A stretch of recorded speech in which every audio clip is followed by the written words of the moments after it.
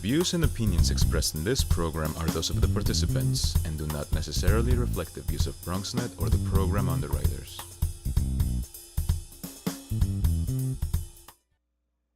Hola everyone, and welcome to Open, the one and only show bringing the best of the Bronx, New York, and the world straight to you.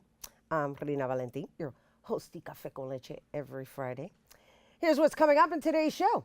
Leading things off, we learn the connection between cafe and art through a new exhibit titled Faces, hosted by Fresh Brewed Arts. And after that, we'll sit down with artist Suzanne Axelbank, whose color and texture on canvas convey a sense of whimsy and wonder. And then we'll learn about the inspiring story behind Elvira, the immigration play, when playwright Jessica Carmona joins us to share the relevance of our times. And later on in the show, Bobby C brings us up to date with the latest headlines in the world of sports. And finally, we'll learn more about Concrete Safaris, dedicated to providing youth with engaging programs in order to promote a healthier lifestyle. So, sit back y prepárate. All this and more is coming your way, because now we are officially open.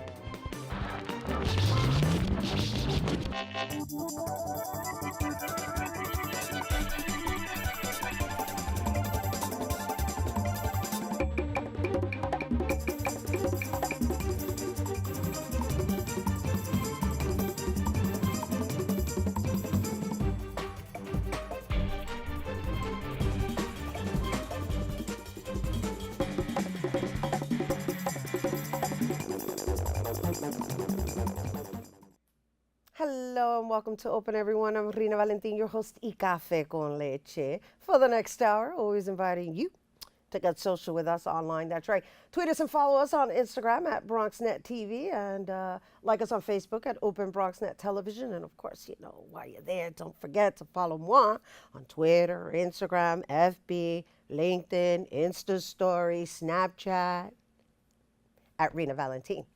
Okay, so Fresh Brewed Art started as a way for local New York City artists and cafes to promote each other. And, well, the concept is for local cafes to display a new artist's work every month. And on August 13th, Fresh Brewed Art will be showcasing 3 local artists in an exhibit titled Faces. The exhibit will display different styles of portraits, and joining us to share more, we welcome the creator of Fresh Brewed Art, Matej Goslow, and one of the exhibit's featured artists, Ria. Hello and welcome. Thank you. Thank you. Did I get that right? You got that right. All right, Matej Goslow.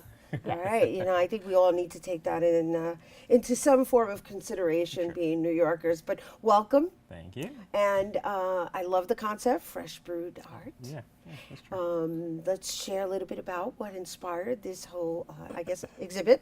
So I have a lot of friends who are artists, and they always complain, oh, I don't know where to put my art, and when I go to galleries, they're asking for this and that. So I came up with the concept, okay, most coffee shops are places that, you know, millennials and, you know, Generation X hangs out and beyond, they hang out there. They may not have time for the galleries, but everyone has the time for a cup of coffee, a cup of tea, so why not combine the two? Bring the art to people who can't go to the art, and just display in local coffee shops, and also have both business and artists support each other to grow one another. Not only that, coffee shops are also used as alternate office space. It's true.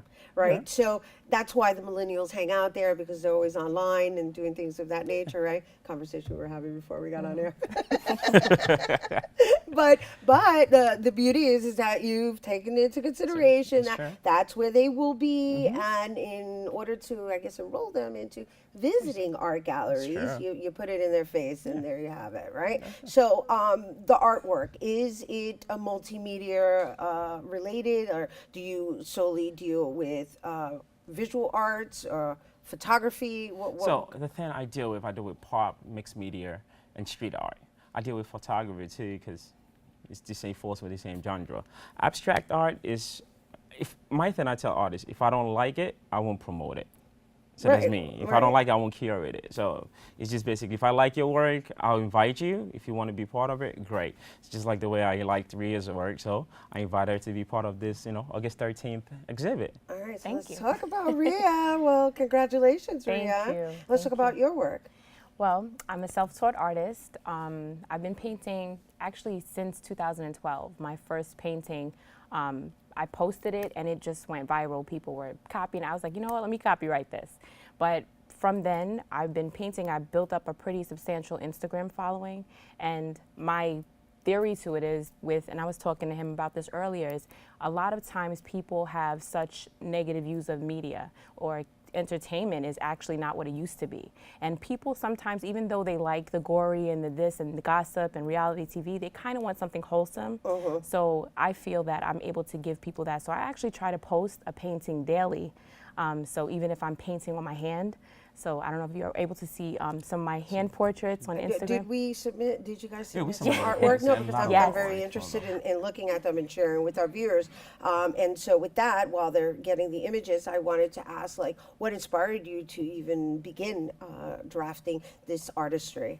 And it sounds to me, I'm waiting to see what we're going to be looking at, that you have a consciousness in the work that you're sharing Absolutely. with everyone. Absolutely.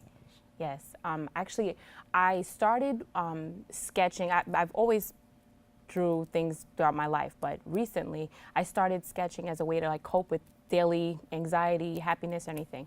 And I wound up sketching only on Post-its. And when I saw that people started like liking to it, because I was able to capture a lot of detail in the Post-it notes. So we're looking at some of your Yes. images right now. Yes. You can look right there. And what I do notice is that you play with the concept of hair. Yes. And color. Color. And hair. Well, the hair, well, yeah, I get it. It's lovely. It's lovely. I love all the colors that you use. Okay, so how long does it take you to create something like that? Anywhere from 5 minutes to a couple of hours. Do you see? I was like, wow, okay. I have some videos on my Instagram where I do like scribble sketches, and some of my videos can literally take me anywhere from 5 minutes. I try to challenge myself to pace it out to see how quick I can do it. So 5 minutes, maybe even 3 minutes. I have a 3-minute sketch there as well, but on average, She's 5 in minutes competition with herself. She's telling like, you. 3 minutes. to a couple of hours. But honestly, it's more rewarding when I see that people in different countries are like sending me messages in their language. I have to go to Google Translate, and I'm like, oh my gosh, what did it do for you? Lovely. It's unbelievable. So how when it's did you reached. discover you had this talent? Well, I've been drawing all my life. I Right. actually started taking it more serious around, I would say, 2010. I started I started drawing more with oil pastels and color pencil. And I started actually using paint in 2012. And my first painting, which, like I told you, I had to copyright it because it was unbelievable, the response that I was Oh, getting. what's the name of that art Dope piece? Chick. Dope Dope Chick. Chick, Oh, yes. you know I gotta go check her out. I'm like, oh, she was like in panic mode. She's I like, was. I gotta do Well, you a should a copyright separate. all your stuff I do anyway. copyright them, but no, this one is very like dear to my heart. So I was like, let me do it. It's actually on my business card as well, so you'll see it as well. I'll make sure you get one. All right, awesome. And so she's one of the So she's one of featured three. artists, So right? So who are the we other? have Ike Slimster, who's a local. He lives in Brooklyn. He's very talented. And then we have Ellen Smith, who's known as Yesterday Night from on Instagram. His work is just spectacular. With all three artists, it's a different type of technique that they use. Alan is more like the cartoonish. He kind of like take the fate portrait wise. You've seen a couple of. He does the memes. You've seen a couple of his work. Ike does, he always concentrate on lips. So if you see his work, you see that most of the time the lips are like full and very. We're looking at some of them right now. Yeah, so that's Yesterday Night on Instagram. He does most of the memes, as I said. So Almost like Picasso. Exactly. Yes, it does exactly. have a Picasso So feel to it. so he has that. Definitely influenced by It's Picasso. true. It's true, and you so, see it in his works, and it's beautiful. Beautiful. So before we go, when you design your stories, I noticed that a lot of the images are very colorful, not solely in colors and vibrant colors, in people of color. So is that part of your mission as well? That is part of my mission. My graphic designer, cafe design. She does a great work when I just give. I'm doing. So all I told her was I'm having an exhibit on faces, and then she sent me the stuff, and I'm like, great, I love it. Let's go with that one. So she always seems to capture what I'm sending across, and in her work is always beautiful. Then I have my sponsors who are always there to support me when I need them. Young Man Pompey Wine Shop in Harlem is there. I have Harlem Cold Cafe. That's where we hold our monthly exhibits there with local artists. I have all these sponsors that I can't thank them enough, and it's great to have people behind your work. It's always good to have support when you're doing something. Well, it's wonderful that you're so passionate about your arts advocacy, right? Because there's the artists and there's the producers, and so thank you for your service as well. You. And so this next exhibit, date, time? August 13th in La Maison d'Art, a gallery in Harlem 132 between 7th and 8th. Come out, it's gonna be lively. We're gonna have wine if you're a wine drinker. We have cheese for my cheese sponsors. You got cheese sponsors. For my cheese sponsors. I mean, you have to put in the work. Everybody likes cheese. Of course, we have cheese on my cheese sponsors. Don't forget the And grapes. we have grapes also. We haven't gotten a sponsor here. If you're listening, we need grape sponsors and strawberry sponsors. But it's great, follow us as artists. I always tell our artists, just follow us, let us know what you're doing. If we like your work, we will support you fully. And our thing with the group that I work with, we always turn to support the artists. That's our main goal, support the artists. Yes, support the arts. And Rhea, Definitely have thank you for sharing Thank your you work so with much us for having me. here It's a on pleasure. set. I'm looking forward to visiting your Instagram account. You guys, be sure to check out the Faces exhibit on August 13th from 2 p.m. to 8 p.m. at La Maison d'Art. Oui. I said it right. Oui. He said oui. Le Maison d'Art, located on 259 East 132nd Street. And of course, for more information, you can visit the Facebook account Fresh Brewed Art. Okay, we have to take a quick break, but we'll have more open after this.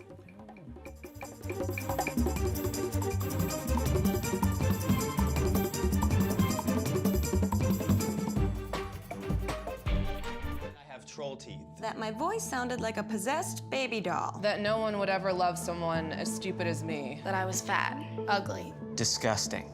The effect of bullying is potent. We will no longer be the silent majority. Now, when you see online bullying, there's something you can do about it. We're gonna take action with the I. I am a witness. I am a witness. I am a witness. I am a witness. I am a witness, and so are you.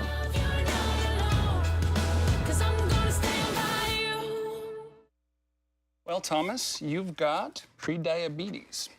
But with more exercise and a change in diet, it can be reversed. I've tried exercising. It just makes me hungry for bacon. I love bacon, too. And who really likes to exercise? Not me. Me neither. Nobody. So we're good? What? Oh, you still have prediabetes. Big time.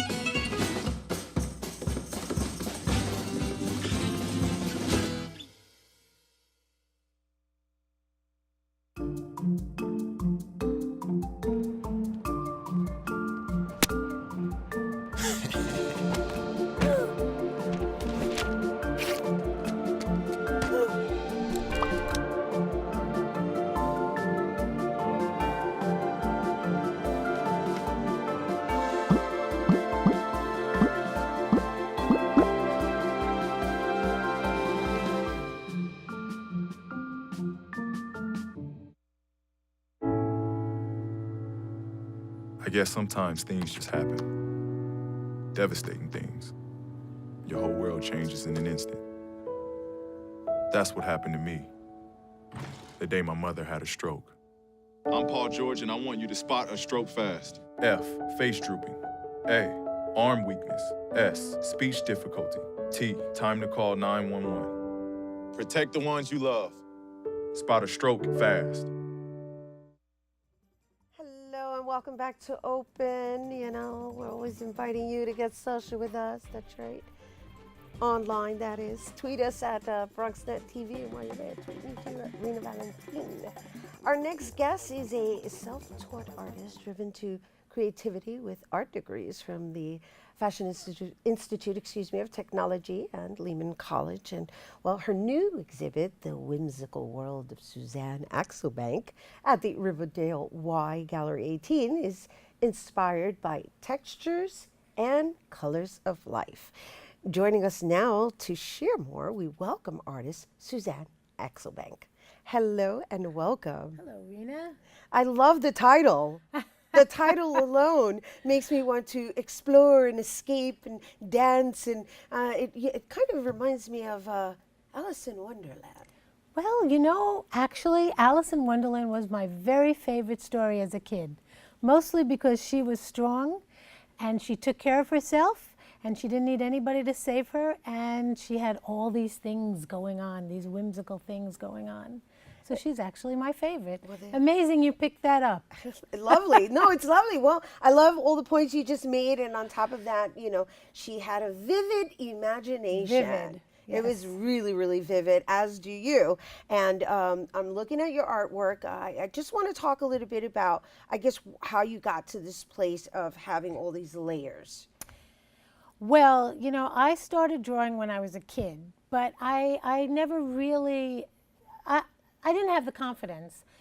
Only a few years ago, I suddenly said, you know what? I have to draw. And I first started very one-dimensional things, and I just said, you know, this needs more, and I would just start putting things on top and adding things, and my work got very, very busy. And then I decided, well, but that's what I am. I love busy, busy work. And it just evolved into what it is, which is... It's beautiful. Thank you. It's beautiful. It's definitely mesmerizing, and it's almost even hypnotic, because I don't know if we can show some of her images as we're speaking, so that you guys can get the gist of what I'm talking about, because I'm looking at this image that's on the table that I'm happy to share with you if you don't mind me picking up. Please. And so here's the image we're currently looking at, and I don't really know if you can see the layers, but she's allowing me to touch it, and so it has this texture that almost invites me to want to close my eyes, to visualize, and I just find that to be a very interesting component, and suggested that this could even possibly loan itself to being art for the blind. Yes, I would love that, you know. I mean, I don't mind people touching my things, although I do have this exhibit now at the Y, and I would like to know that people... It's right sanitizer. Next to the, oh, you know, I have an idea. It's right next to the gym, so right, I picture all these sweaty fingers all over my... So, you know what, maybe you can offer hand sanitizer along with the exhibit, and basically mandate everybody to sanitize their hands, because she's allowing, most artists don't allow people to touch their artwork, but because she has all these dimensions, she's allowing people to feel her artwork. And it's really beautiful to feel. I mean, I don't know how you could feel color, but you can certainly feel the different, I guess, not just the dots, the sparkles, and I don't know if there's any like hidden encoding that you have going on. No hidden encoding. Well, that's how they used to communicate back in the maybe day. Next time. Well, this is so beautiful. This is so beautiful. Okay, so let's talk about what inspires you, and because it has an abstract feeling, but I'm getting a goddess feeling. I'm getting elephants. I'm getting a lot of spiritual vibes from this piece. Well, this one doesn't have elephants, but a lot of my pictures do have elephants on them. I'm just picking it up today. And these are women. These are women, and I suppose they're in some sort of angst or whatever. But you know, I like repeating things yet not repeating. So while these are all the same, they're keep totally it up so different. that everybody can say so. You know, right? they're the same, but they're totally different. And I never know what's going to happen when I first start. Like, I don't plan out pictures. I just start doing them. And sometimes I'm very, very prolific. and sometimes not so prolific, but I just have a lot of fun. I have a lot of fun doing this. Well, congratulations to you on fully coming out and sharing it with the yeah. world.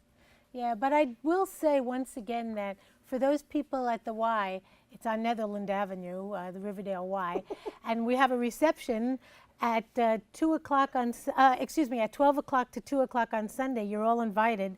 For those people coming out of the gym with their sweaty fingers, they don't really have to touch it, but they can buy. Right. So how many pieces do you have on display? Right now I have 26. 26? Wow. Are they all yeah. different sizes, or are they all They're generally all this size? different sizes. I have everything from 24 by, I work with a lot of squares. 24 by 24, 12 by 12. I have some that have matching frames that I've painted also. I have elephants. I have one woman totally inspired by Picasso, where I took paintings that I did not like, cut them up, and made a totally different collage out of it. So, you know, I just tried to visualize that. It's a little hard to visualize, but it was based on a ceramic piece that I saw by Picasso. And I just always knew ideas coming into my head. So how long did it take you to prepare for this exhibit? Well, a lot of this exhibit is things I've done over the years. A couple of things I did right before, because some paintings can take me a week to do, some can take me a couple of years, and I can do something and not like it and put it away, and then suddenly say, oh my goodness, now I know. And it transforms it totally. So, you know, I've just been working on it for a while. And so, what do you hope people leave with when they view your work and or collect your work? Well, I would like some people to collect my work, but what I really... Well, that's the idea. I mean, it's like there's messaging, and then there's something that you bring into people's homes and or their workplaces. It's fun and it's colorful. Not all of them are happy, but basically they're fun and they're colorful, and I have fun. So I've come to learn that whatever I like is what I'm going to do, and other people hopefully will like it too. But if they don't, I've gotten so much out of doing it that I can only hope they do too. But it is my job to do what I need to do and then hope others get something good out of it. So my last question to you is, do you ever have a hard time parting with any piece? Very. I didn't even get to finish. She's like, very. No, because I know artists have issues parting with their work, and I thought the idea is to create it so that they can move on and live in other people's homes. Somebody said to me, don't sell anything until you've learned all you can from that piece. But I never learn all I can. You know, I love some of my paintings. I love, and even if nobody else would ever feel that way, I love them. And when they leave me, I do sometimes feel sad. But then I find I get over it. Right. But some of them are hard to say. One of them I priced very high, hoping no one will. I know that about artists as well. My luck, someone will say, absolutely. Then what am I going to do? How can I turn it down? Well, in this case, you're prepared to let go for this exhibit, right? I am, Thank you for coming here and sharing with Rena, us. thank you so much. It's really very good to meet you. Likewise. After all these years, After who all would have these thought, years, right? yes. Thank you for being here with us. And once again, you guys, be sure to check out Suzanne's work now through the end of August with an opening reception, Sunday, August 6th, 12:30 to 2:30 p.m. And that's at Gallery 18 at the Riverdale Y, which is located on 5625 Arlington Avenue. And for more information, you can visit riverdaley.org/community/gallery18. That was a mouthful. And I wanted to mention, she's Gary Axelbank's wife from Bronx Talk here on BronxNet. So, all right, you guys, we're taking a quick break, but stick around. We have more Open coming up next.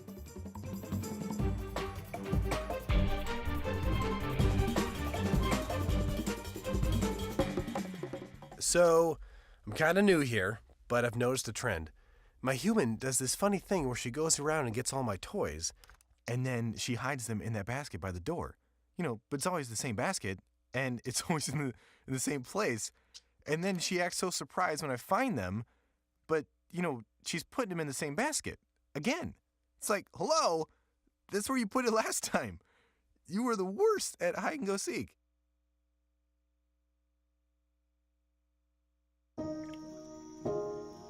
This is the story of a boy who didn't talk for a long time. The boy liked things to always be the same. Any changes would scare and upset him. The unknown was an unfriendly place. The boy was very sensitive to lights and sounds. So he built secret hiding places where they couldn't get in. The boy didn't like looking people in the eye. He wasn't trying to be mean, it just made him feel uncomfortable. Sometimes he would flap his arms again and again. One day, I found out I have something called autism. My family got me help. Slowly, I found my voice and learned all the ways I could live with it better. Early intervention can make a lifetime of difference. Learn the signs at autismspeaks.org.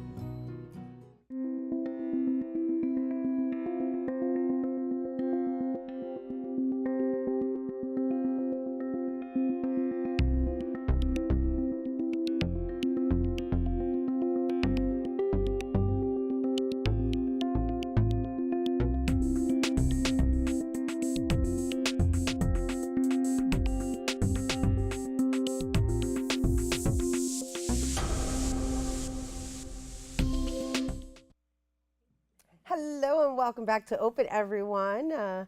Be sure to like us on Facebook at Open BronxNet Television. And so Elvira is what we're going to talk about. I bet you're wondering what that is, right? Or who that is. Well, Elvira, the immigration play, is what we're going to talk about. And it's based on the true story of Elvira Arellano.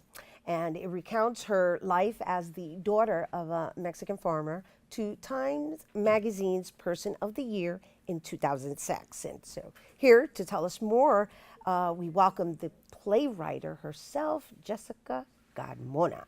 Hi, hello, thank you so much for having me. You're welcome. It's such an honor to be here at BronxNet. I'm so grateful. Thank you.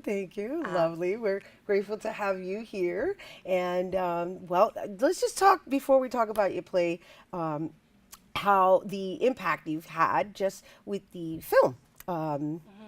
Yes. Millie and the Lords. Yes, thank you for asking. We've had quite a bit of success with the film. It's currently streaming on HBO Cinemax. It's available for purchase on iTunes and Amazon. We've won several awards, including the Best Actress Award. My sister Jenica won the Best Director Award, and I also won the Best Film Award overall at the People's Film Festival and the Viva Latino Film Festival. And we've been to so many film festivals, and it's just been such a blessing all around how well it's been received. And so many people want to know about this part of Latino history, about the Young Lords Party. Who was this group of people who fought for the rights of Puerto Ricanos? And we showed it to young people at high schools. We've been touring to colleges and universities, and we've been following it up with Q&A sessions about where we are today with the struggle, with the Black Lives Matter movement, with the immigrant rights movement, and what we can learn from what people in the 60s did, like the Young Lords and the Black Panthers, how we can apply the lessons of the past to our struggle today. So how similar are you in real life to that character? It's a great question. I'm actually in real life. That pen doesn't want to stay on the table. That's like the second time. I'm just going to leave it.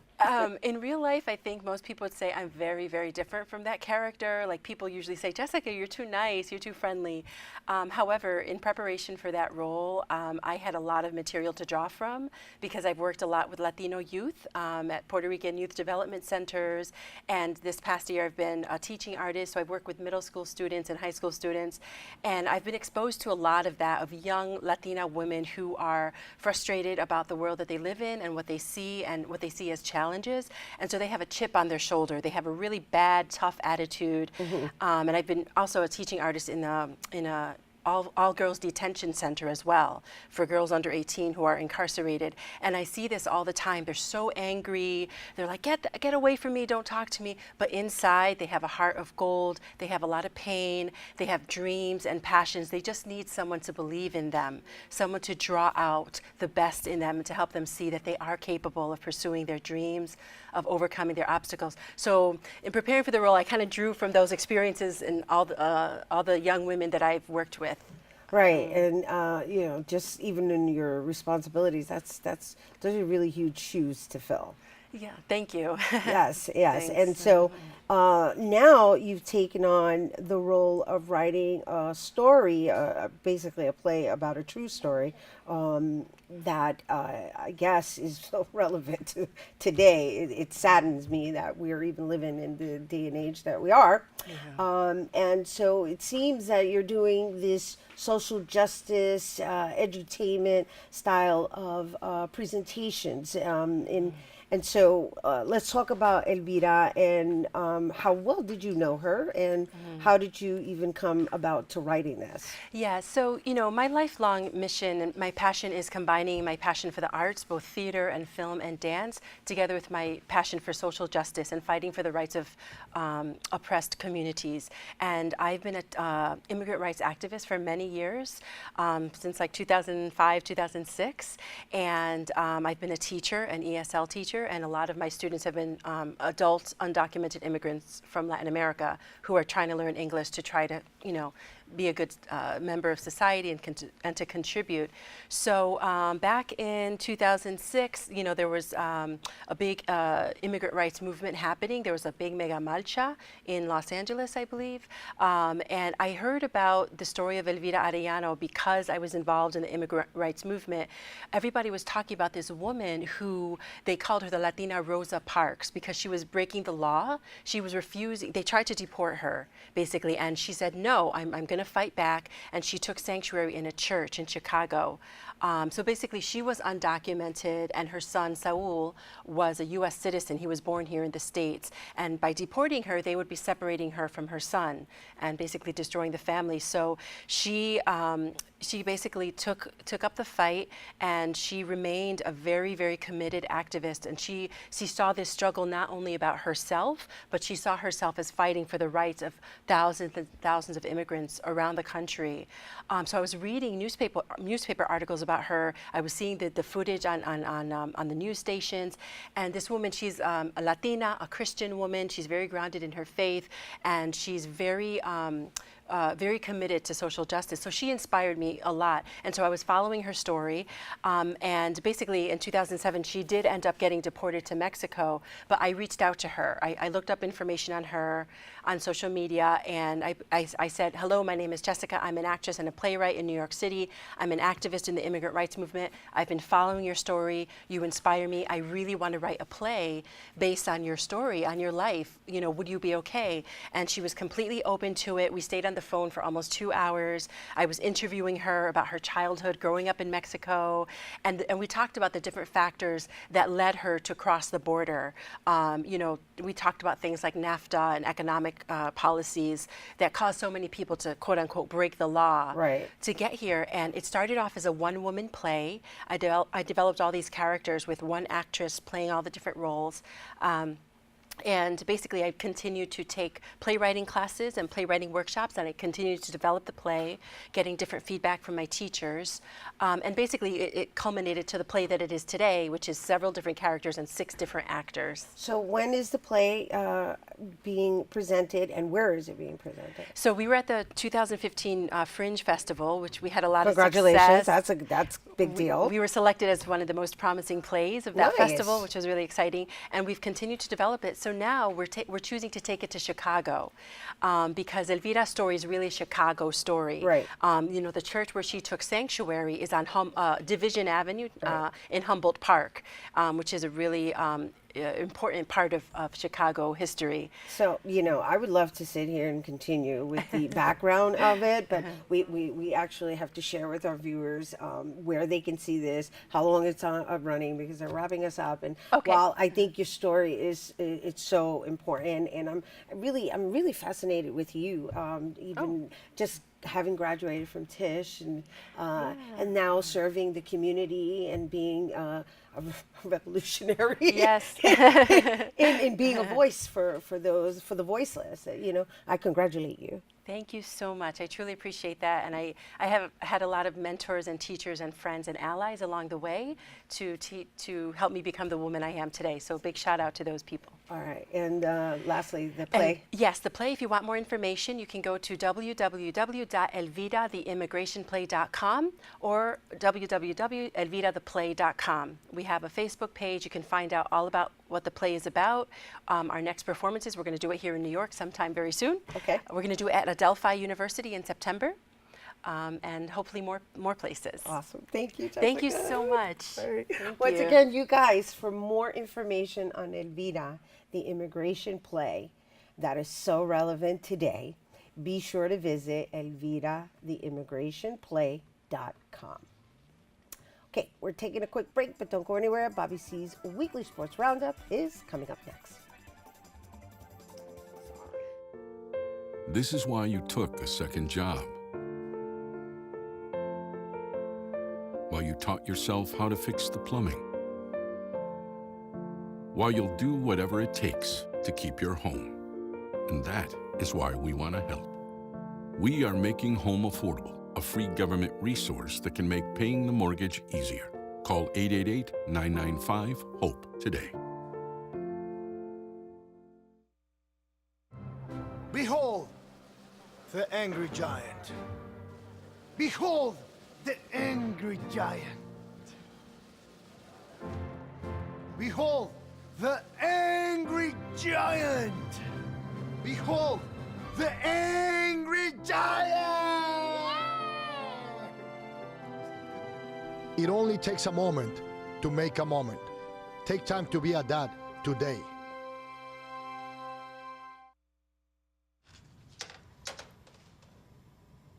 Wow, these are really good. You act surprised.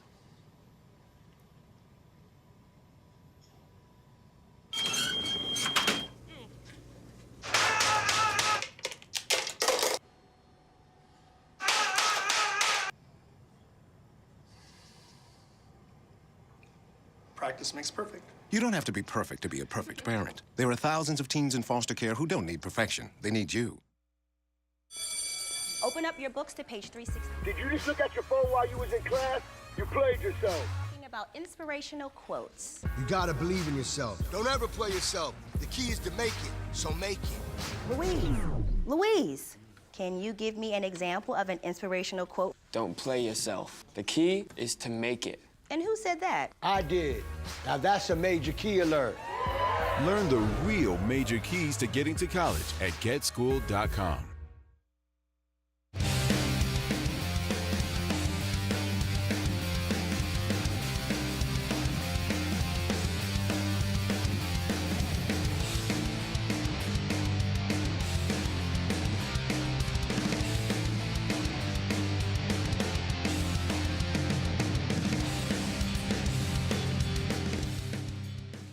We begin our look at sports on the baseball diamond, where the Yankees were one of the winners of Monday's baseball trade deadline. The Bombers swung a deal for Oakland A's Sonny Gray and proceeded to win their first game following the deadline before losing the series to Detroit at home. It ended with a soggy loss in the Bronx Wednesday. But the Pinstripers were looking for some sunny returns on Thursday night in Cleveland. Gray's Yankee debut. However, Indians ace Corey Kluber upstaged Gray by pitching a three-hitter and leading Cleveland to a 5-1 win over the sloppy Yanks. Gray lost, but it wasn't his fault. He was pretty good going 6 innings and allowing 4 runs, but just 2 earned.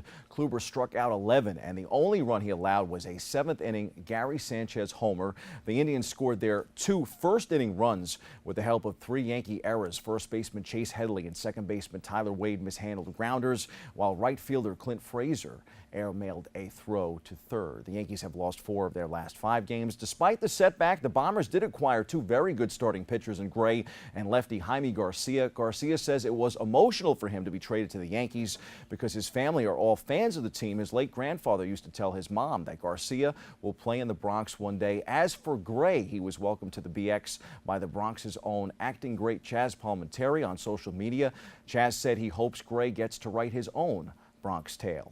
The Yanks remain in Cleveland this weekend and will be in Toronto early next week. The Mets have dropped 2 out of 3, culminating with a 5-4 loss to the Rockies in Colorado Thursday. Star prospect Amed Rosario made his debut in the series in the Mile High. He will make his Citi Field debut tonight in Flushing, where our BronxNet cameras will be in the building to check out the standout shortstop. We'll have more next time on the program. Rosario will have to face ace Yu Darvish, who was traded from Texas to the LA Dodgers, the best team in the National League at the trade deadline. Darvish will be making his second Citi Field start. The highlight of the week for the Amazons came on Wednesday when Curtis Granderson hit a tie-breaking 3-run homer in the 6th inning, and the Amazons erased a 5-run deficit to beat the Rockies.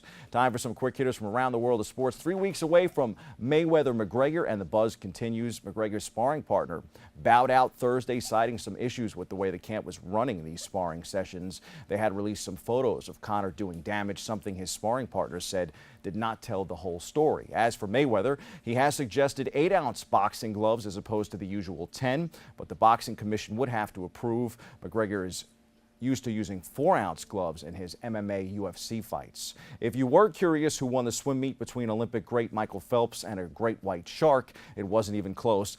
And it was also a bit cheap, in my opinion. While television viewers saw the competitors swimming side by side, in reality, Phelps raced by himself in the cold Atlantic waters off of Cape Town, South Africa. The Discovery Channel film crew then inserted his computer-generated opponent, simulating a real shark speed, which was estimated by luring a great white with a fake seal over the same 100-meter stretch of the Atlantic. Though Phelps managed to complete the distance in an impressive 38.1 seconds, 9.41 seconds faster than his personal best of 47.51 seconds, he was no match for the great white shark, which clocked in at 36.1 seconds.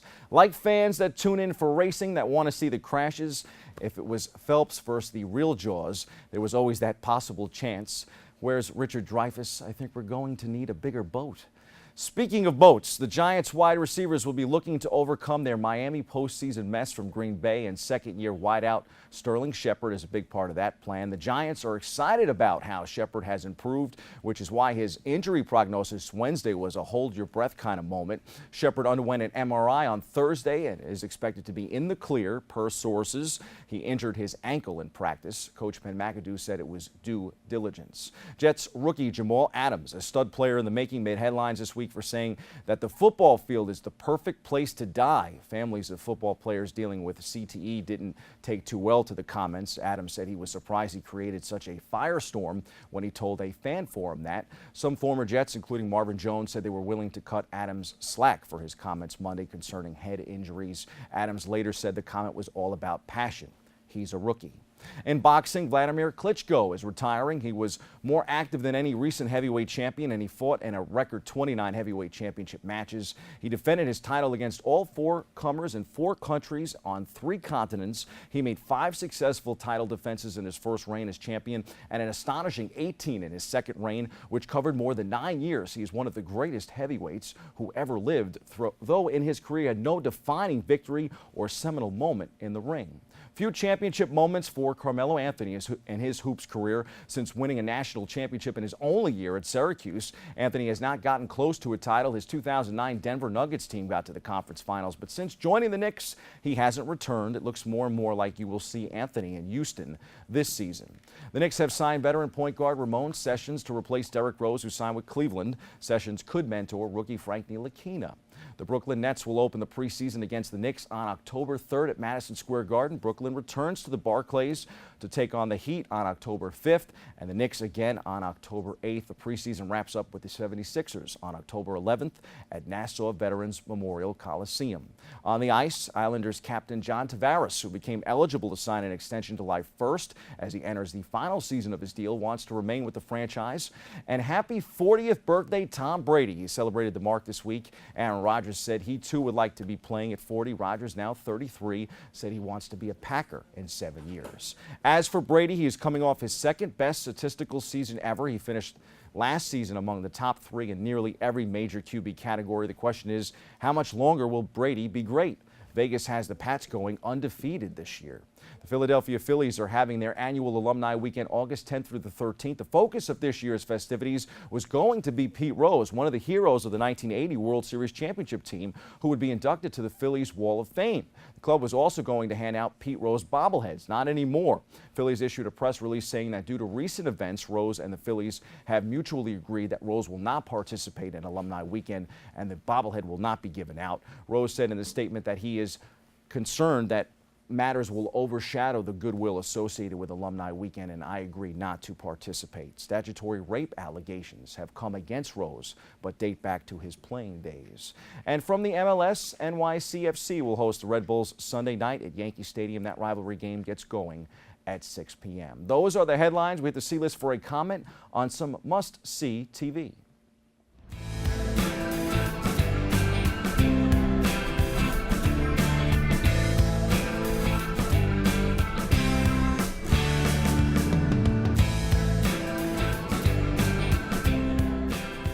Basketball legend Michael Jordan made some headlines this week with different comments he made. First, Jordan said Kobe Bryant is still rated ahead of LeBron James in his book. He also said San Antonio's Kawhi Leonard is the best two-way player in the NBA. Both not outrageous claims, but his best remarks he saved for top prospect Lonzo Ball's father, LeVar Ball. Jordan said he is quite sure he'd beat LeVar Ball in a game of one-on-one, even if I was one-legged.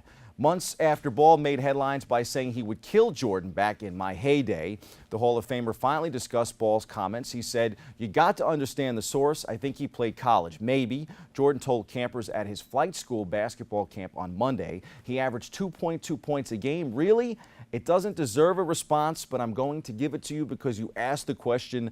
I don't think he could beat me if I was one-legged. Ball, the father of the LA Laker rookie, fired the first shot. As much as I would like to see a one-legged Jordan face LeVar Ball in a game of one-on-one, yes, I think I would pay pay-per-view for that.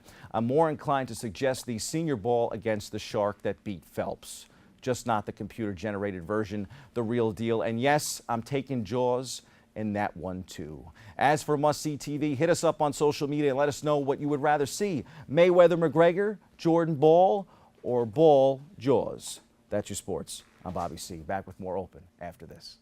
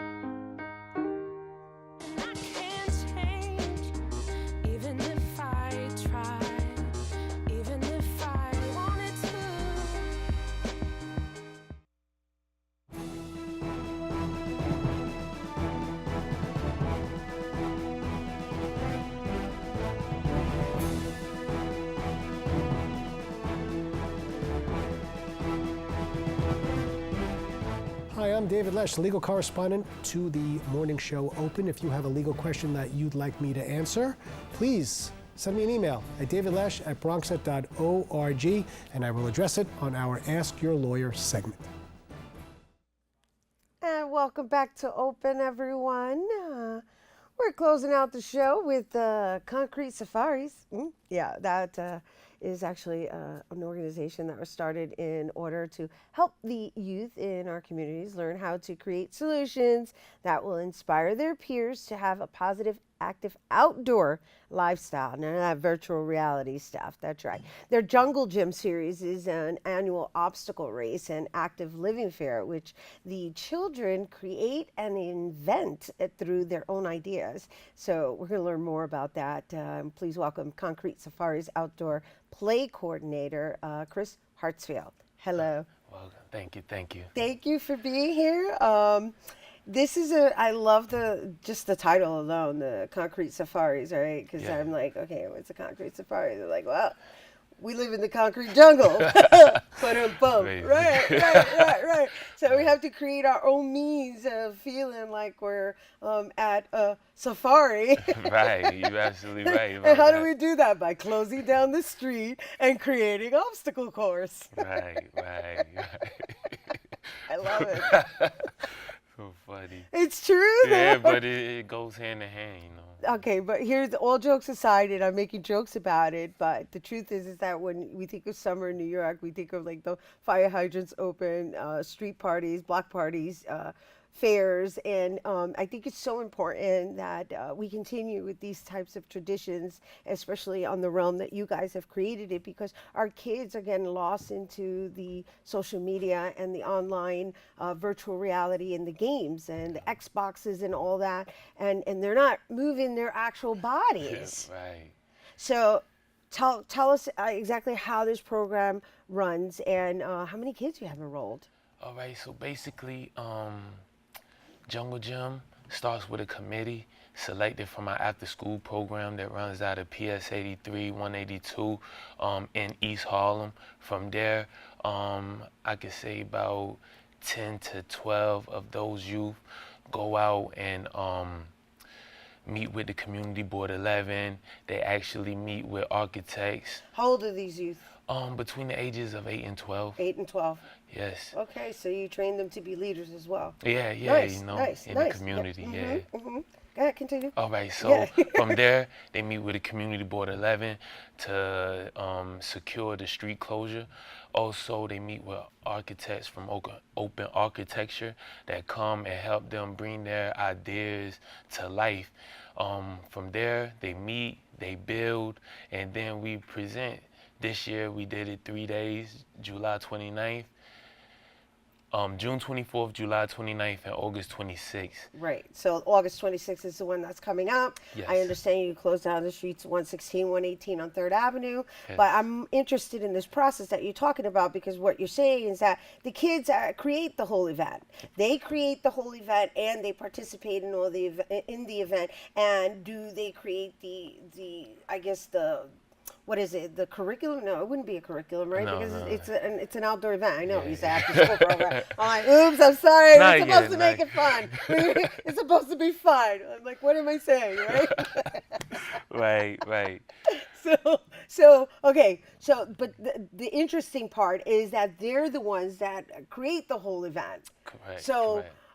once they do this event, and how do you qualify the architectures, right? Because I saw some images where I don't know what the actual obstacle course is supposed to be. I mean, they look like art pieces. They look like pyramid signs. I'm going, okay, pyramids in the safari. So I'm trying, I'm just trying to get a feel for what they're supposed to expect when they're there. I mean, basically, it's whatever the kids imagine. We try to leave it in the hands of the kids 100%. And, you know, they can go from saying, hey, we want to run around pyramids to running through gauntlets, stream mazes, all types of activities that you wouldn't commonly see in a playground setting. And then it's art related as well. Yeah, right? you know, yeah, with the architects coming in, you know, they want to try to piece their ideas as close as possible to what they imagine. So. Okay, so, and most of the items are designed with anything that's related to the concrete jungle. Yeah, you know, that and just typical round the yard household things that could be painted, used in various ways for outdoor activity. Nice, so there's recycling and upcycling. Right. Now there's an environmental consciousness as well. Yeah, you know. This is awesome. Thank you. I'm making jokes. I know I'm feeling what you guys are doing because we we have to address this now, and it's good that you're catching them at such a young age, because I'm very concerned about this next generation. What do they call it? And it's like we have millennials, now we got Generation X, and they keep giving them titles, and I'm like, really, all it is that they're coming in with a different mindset, and they're all born with like microchips in their heads, and so we got to get them out moving. And in the urban society, there's parks, but they need more adventure, and so you guys are creating the adventure. So how many kids do you have, and how many usually participate? In our after-school program, we have around 50 kids, 50 youth. From the past 2 days of our jungle gym, 1,500 have came out both days with 400 racers. So Jungle Gym is part of Concrete Safari? Yes. Okay, so Jungle Gym is what's designed inside of Concrete Safari? Correct. Yeah, I just wanted to make sure, right? And so the Jungle Gym is different every single Concrete Safari? Yes, more or less. Or annually, right? Annually. Because you had 3 that occurred this year, and the last one is going to be August 26th. Yes. Right, but then next year it'll be new architects and new kids that are actually designing it and creating it, right? Yes, new place, new theme. How do you like what you do? I love it. You know, as a youth growing up, I was. Were you one of their youth? Oh no, I'm from North Carolina. Oh, all right. Yeah, so me being from North Carolina, I love the outdoors, sports and everything. Pretty much helped direct my life to what I'm doing now. So I love giving back. I love helping the youth in East Harlem, and hopefully that can spread to like the whole NYC. That's beautiful. That's beautiful. Yeah, it's good. You're a good example. We got an outdoorsy guy who actually knows what the forest looks like. Right. Right, I really do. That's great. That's great. That's great. And so, lastly, before we go, I understand that they develop the kids, and the kids stay within the Concrete Safaris, or actually the Jungle Gym, and then you hire within, right? So really quickly before we go, how does that work? Basically, as they grow, we typically bring them in as interns till they get to the ages which we can pay them. We also work with SYP, Summer Youth Employment, and we give them, you know, jobs, and they give back to the youth that's in the community. And most of those youth have been a part of Concrete Safaris in the past. Nice. So, what's the age range? 14 to 24. 14 to 24. Awesome. All right. Well, the Concrete Safari is happening August 26th. I'm going to share the details with everybody. We got to go before we run out of time. Is there any last words you want to share? No, I appreciate being on Bronx Net and being open. All right. I like that. Great closure. And being open. All right, you guys, to learn all about the Concrete Safaris program and how your child can get involved, visit concretesafaris.org. And bueno, that's it. That's our show today, mi gente. Thanks to all our guests for coming through, and to you, our viewers, for tuning in. If you missed any part of the show, you can check out the Recablecast tonight and 24 hours a day at BronxNet.tv. I'm Rena Valentin, and from all of us here at Open, may the universe provide paz, prosperity, y amor. Adios, and make sure you get out there and enjoy the outdoors. Happy Friday, everybody.